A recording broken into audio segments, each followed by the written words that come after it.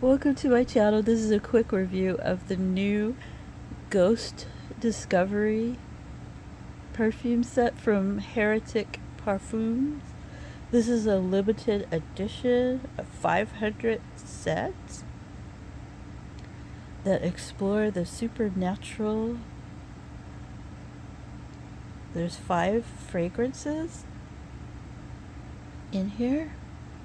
So the first, okay, so I already opened this. I'm redoing this because it was really crazy. So it comes in this box, has a little booklet, and here are the 5 sets. On the website, it has a little bit information of the notes. And let's see. Somebody in Switzerland asked if they could create this perfume set for their new art exhibition. Ghosts. Okay. So I don't know if they're going to come out with these sets in a bigger bottle. So this is only a 500 limited edition. I wanted to try this in case they do come out with bigger bottles and I could get one that I liked. And so there's only 500 sets of this, and sometimes they don't bring these discovery sets back, and so I really wanted to make sure that I got this because I don't want to have to buy a big bottle of each of these. But I didn't know like which one that I would like, but I haven't like worn these. I just got this today, so I haven't worn these, so I don't know what it's going to smell like really, because they do envelope and bloom and turn into something different. So this is just first impressions of what it smells like initially. So it could change, my opinion could change. I'm just saying. Sometimes I'll like it and then, you know, it changes on your skin. Everyone it's going to smell different on. So it could smell better, it could smell worse, who knows. I'm just saying that as a disclaimer because sometimes people don't like it and I do like it, and sometimes it changes. My opinion of it changes as I wear it. It turns into a different set.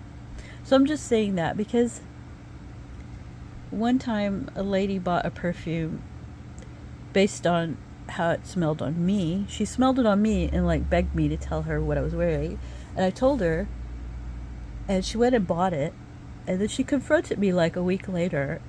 This was a lady at work, and she was like, this does not smell like anything that you were wearing, and she was so upset. And I guess, you know, it was an expensive perfume. And she was so upset with me. So it's like, after that, I'm kind of traumatized, and I kind of don't want to tell people like what I'm wearing when they ask me, because it's like, it might not smell the same on you, okay? So keep that in mind. Anyway, so I wanted to smell these. I don't know, you know, they don't have a big bottle of these on the website, so I don't know if they're coming out with these or if it's just this discovery set they're selling. Because I actually like one of them. I've already kind of smelled these because this is my second video. Because the first video was so out of focus, I can't post it. So hopefully this one will be more in focus. And then I've already smelled them all. I have actually already have a bottle of poltergeist, so that's not new. Poltergeist has been around for a while. It's not new. I have a bottle of it. I love poltergeist. It smells smoky. It's very smoky smelling. Like if you like the smell of like a bonfire, I love that smell, or a campfire. You've smelled perfumes like that before, I'm sure, that have kind of like a campfire scent to them. Poltergeist is really good. It smells like that. It's one of the best smoky scents. It says the scent of a chaotic spirit, a sacred disturbance, mysterious wormwood blends with scorched birch tar, verdant galbanum, and fossilized amber. So we already know what poltergeist smells like. Let's see the little booklet. Here's a little booklet. It says an unseen force, a presence felt through its beautiful disturbance. Poltergeist is the scent of sacred disturbance, a sharp herbal charge wrapped in smoke and splinters. It begins with a volatile green shimmer, juniper's gin bite, cold and resinous, cut with the ghostly bitterness of wormwood and the dry snap of pine needle. This is no soothing forest. It's the forest alive, watching, rattling from the inside. Then the smoke comes. Birch tar rising in dark curls, cade oil smoldering at the edges, frankincense burning clean through the middle like a invocation. Lambdanon anchors it all with molten death. Thick golden I need some water. Do I have water? Where am I?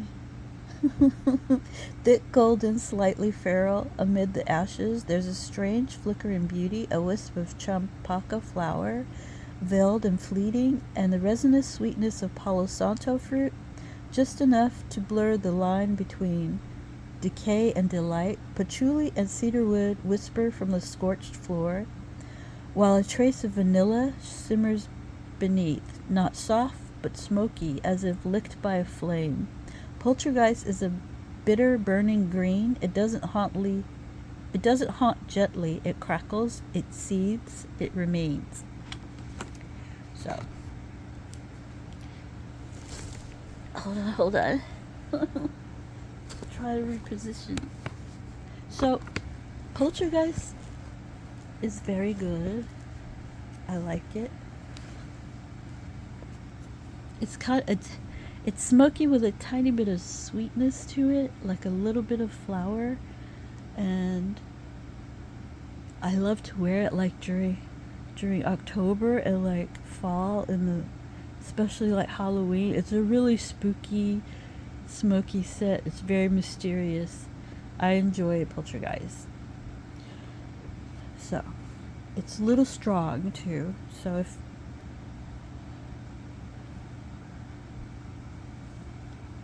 it's a little lighter than the Voodoo. They have Voodoo Lily. I think it's lighter than Voodoo Lily. Voodoo Lily's really strong and it's dark and it's mysterious too, but it's more oud, and this is more like smoky, and I do smell like the Palo Santo. It's not so much incense. It's more like campfire, haunted house on fire. I don't know. It's good. So it definitely deserves its place in a ghost discovery set, but it's not new. But it's been around, so that should tell you that usually a lot of their perfumes don't stay around a long time, but Poltergeist has been around, so that should tell you that a lot of people like it. Okay, so I've already smelled it. They're just the normal little discovery. Get out. That's what they look like.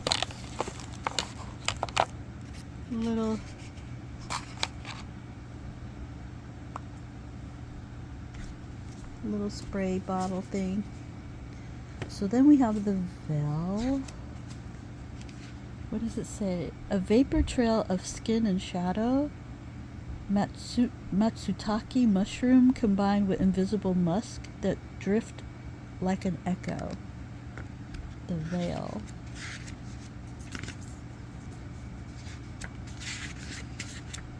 I'm trying to find the page.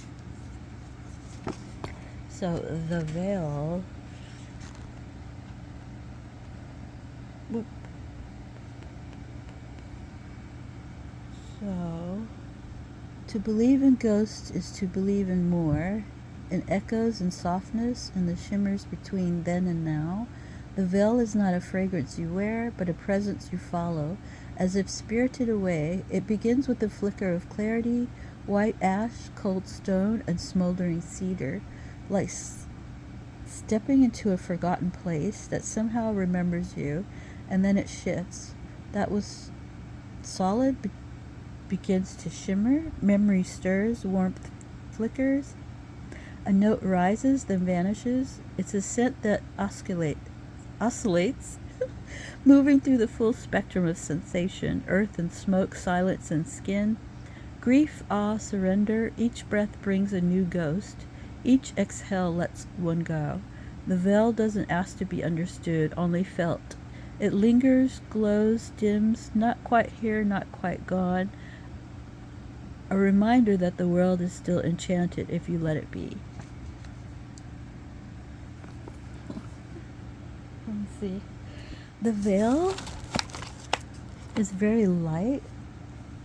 I think it was my least favorite. Let me try to smell.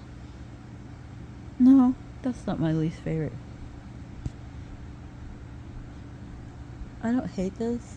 I think it would be very different on my skin, so it's hard to tell spraying it on, like I'm spraying it on a towel, so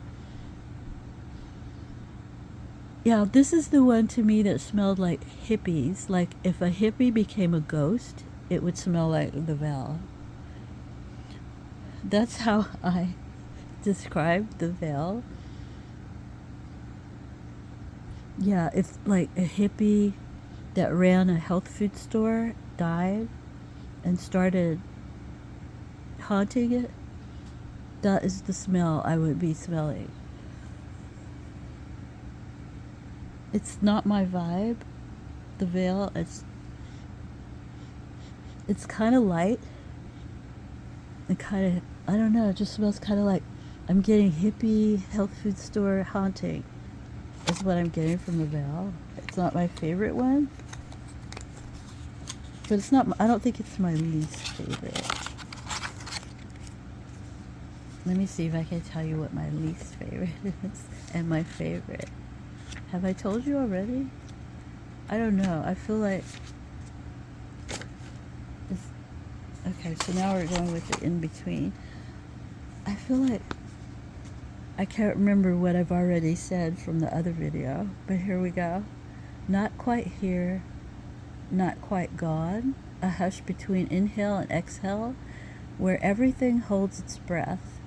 There's a place that resists naming, a narrow passage between presence and absence, where time loses direction and the air grows still with possibility.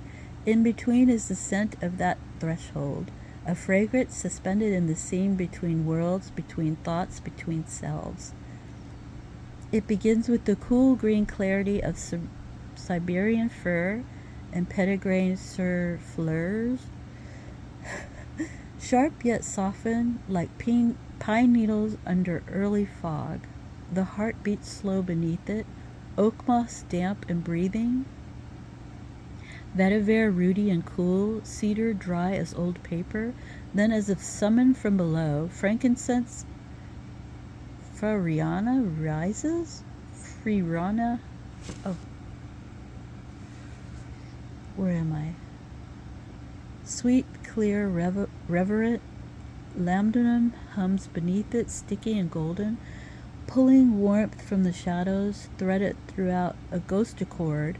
Chilled air, candle smoke, the memory of a sound, and behind it all, amber tolide, a soft skin musk that glows like breath against glass. In between does not speak, it listens, it lingers where the known dissolves into wonder, neither arrival nor departure, but the strange sacred beauty of everything that happens just before. So what they said the in-between is the threshold between presence and absence, damp oak moss, vetiver, frankincense, lambdunum, and amber tolide. So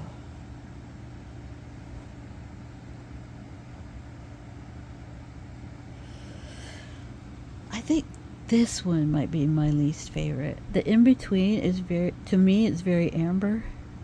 All I really smell is amber, and I smell a hint of the other kind of scents, like the frankincense. Yeah, I smelled the frankincense a little bit, and I smelled the amber a lot. So this is kind of my least favorite.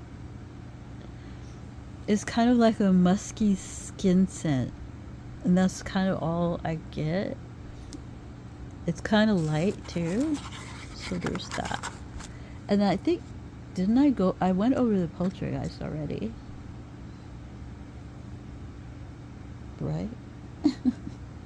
And then we have Ektoplasma. It says Ektoplasma is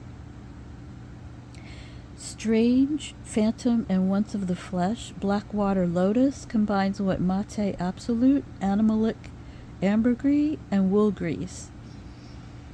Now I do remember Ektoplasma is very light. I can like barely smell it. It's very, very light.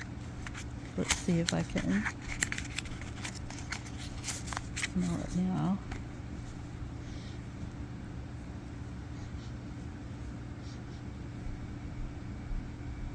Hold on. I'm getting there.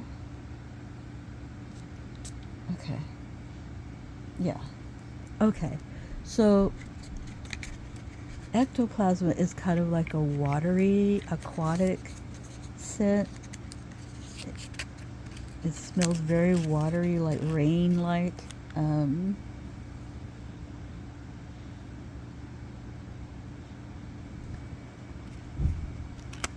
It's hard for me to smell it. All I smell is like a rainy, kind of a rainy scent. Let's see what it says. Ektoplasma. It's not bad, but I don't know. What does it say? Okay. So here, if you can see that. I don't know if you can see that. So, whoop. Okay. Ektoplasma. The body trembles, the veil thins, something seeps through. There's a moment during the seance when breath stills and the air thickens, not with smoke, but with presence. Ektoplasma is the presence made scent. A silken extate from the unseen, slipping between realms with vicious grace. Blackwater locust Blackwater lotus blooms from darkness, wet, aquatic, narcotic. Ambergris drifts like a salt-laced echo, animalic and ancient. Mate absolute cuts through with green shadow, bitter and tannic, while wool grease absolute clings to the skin like a memory, soft, fatty, intimate.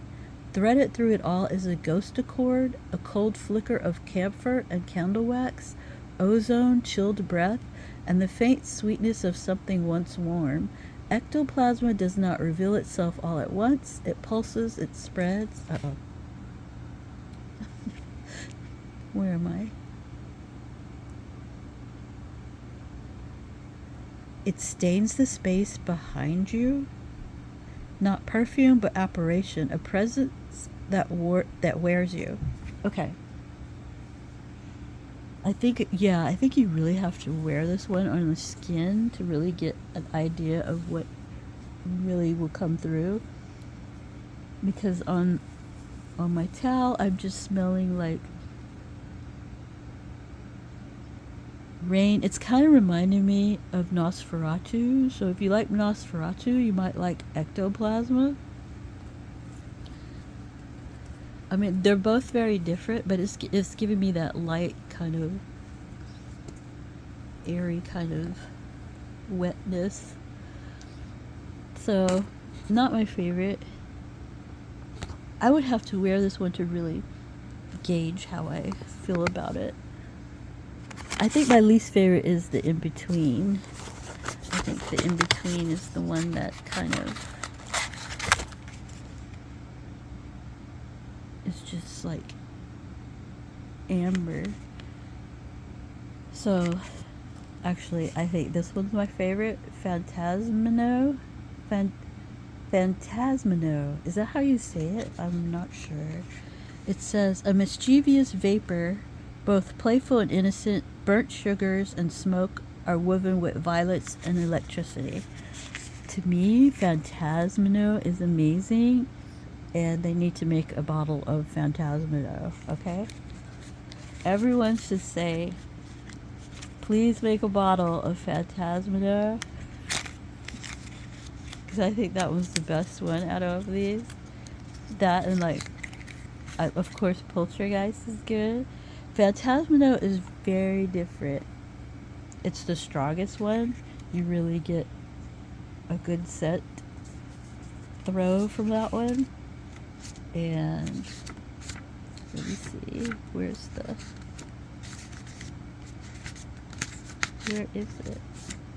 Fantasmino.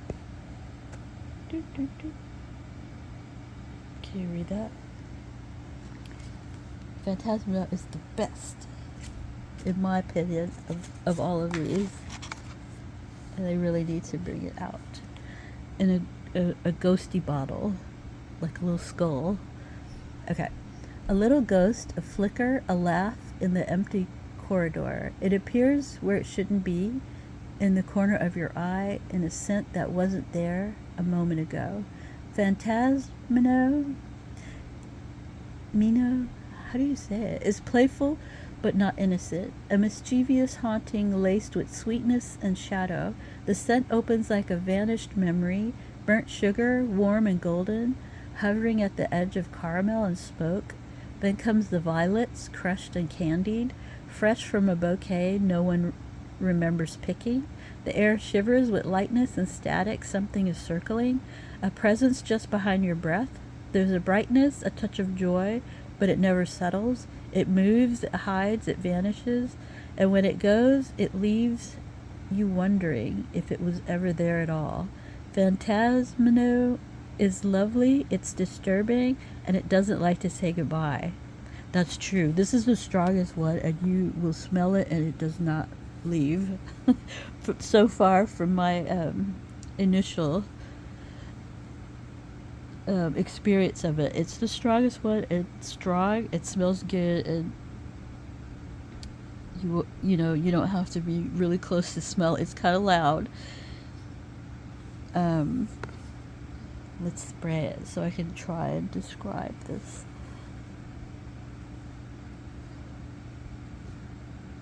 Alright, hold on. Let me spray this little guy. Okay.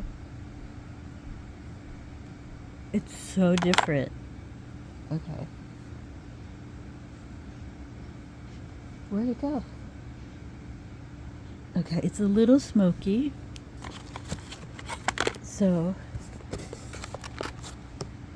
let me try again.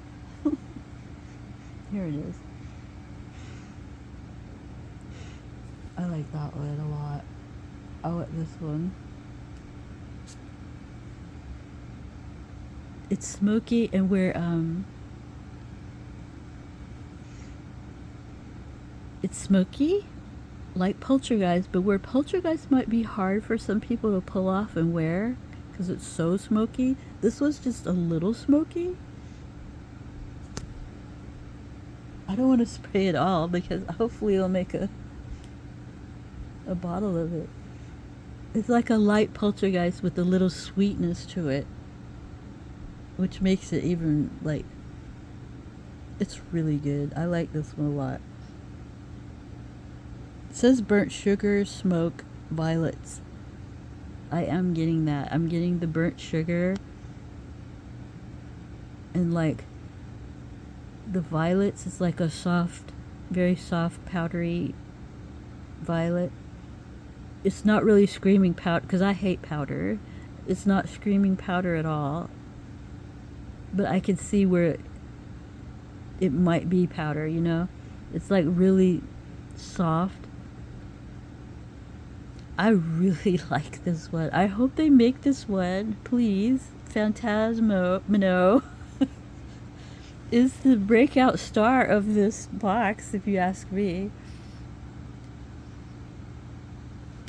It is kind of spooky, so I get the ghost scent to it.